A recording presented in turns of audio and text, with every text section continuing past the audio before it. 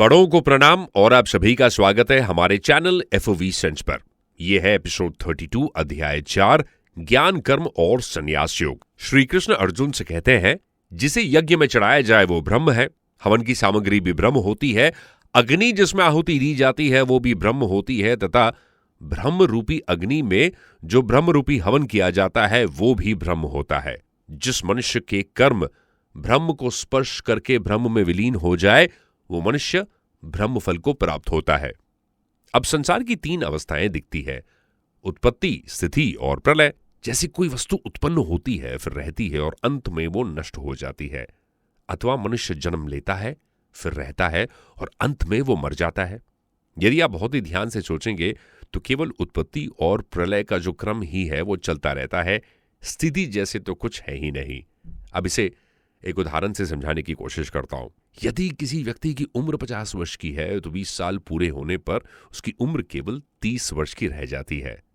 उम्र के जितने साल बीतते हैं उतने वर्ष मनुष्य मर गया। यानी देखा जाए तो हमारा जीवन हर क्षण मृत्यु को प्राप्त हो रहा है। हमारे जैसे साधारण मनुष्य यज्ञों द्वारा देवताओं की भली भांति पूजा करते हैं, कुछ परमात्मा रूपी अग्नि में ध्यान रूपी यज्ञ द्वारा यज्ञ का अनुष्ठान करते हैं। योगी मनुष्य अपने ज्ञान इंद्रियों के विषयों को संयम रूपी अग्नि में हवन करते हैं। ज्ञान ही हमें सही और गलत में अंतर करना सिखाता है। हर मनुष्य के जीवन का युद्ध जो है वो अलग है, हर मनुष्य के जीवन का यज्ञ भी अलग है। हर इंसान को अपना युद्ध पहचान कर ही कर्म करना चाहिए।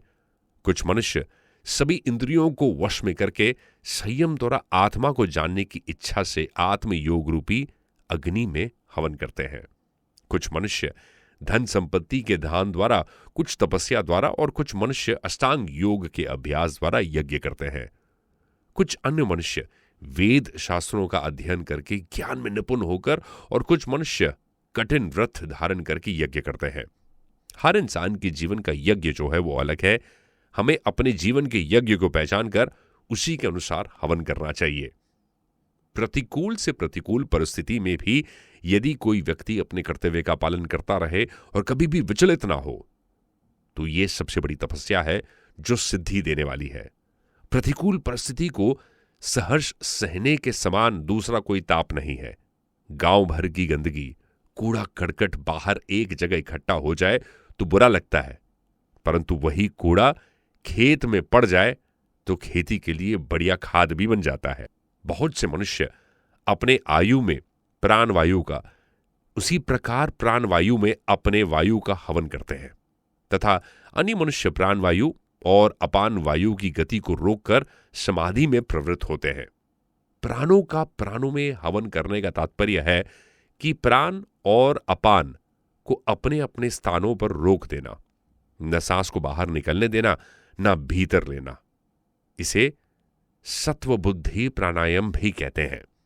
कुछ मनुष्य भोजन को कम करके प्राणवायु को प्राणवायु में ही हवन किया करते हैं। ये सभी यज्ञ करने वाले यज्ञों का अर्थ जानने के कारण सभी पाप कर्मों से मुक्त हो जाते हैं। यज्ञ करते समय अग्नि में आहुति दी जाती है। आहुति दी जाने वाली वस्तुओं के रूप भले ही अलग अलग हों, परंतु अग्नि में आहुति के बाद सभी वस्तुएं अग्नि रूप हो जाती है, स्वाहा हो जाती है। इसी प्रकार निस्वार्थ भाव से दूसरों के हित के लिए कर्तव्य कर्म करना ही हमारा यज्ञ है। हमारी सभी क्रियाएं दूसरों के लिए होनी चाहिए, तभी हमारा जीवन जो है वो सफल होगा। हे कुरुक्षेत्र वाले अर्जुन, यज्ञों के फल रूपी अमृत को चखकर ये सभी योगी सनातन परब्रह्म परात्मा को प्राप्त होते हैं, और यज्ञ ना करने वाले मनुष्य तो इस जीवन में भी सुखपूर्वक नहीं रह सकते, तो फिर अगले जीवन में कैसे सुख की प्राप्ति कर सकते हैं। एवं बहुविधा यज्ञ वितता ब्रह्मणो मुखे कर्म जान विद्धि तान सर्वानेवं ज्ञात्वा विमोक्ष्यसे। इसी प्रकार और भी अनेक प्रकारों के यज्ञ वेदों की वाणी में विस्तार से कहे गए हैं। इस तरह उन सभी कर्मों से उत्पन्न होने वाले जानकर तू कर्म बंधन से हमेशा के लिए मुक्त हो जाएगा। संसार में असंख्य क्रियाएं होती है, परंतु जिन क्रियाओं से मनुष्य अपना संबंध जोड़ता है उन्हीं के साथ वो बन जाता है।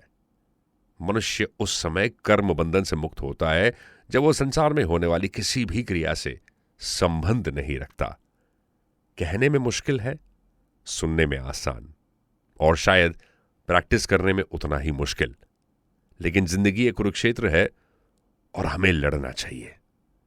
हमारा ये आज का एपिसोड आपको कैसा लगा जरूर कमेंट करें, लाइक करें और सब्सक्राइब करें हमारे चैनल एफओवी सेंस को।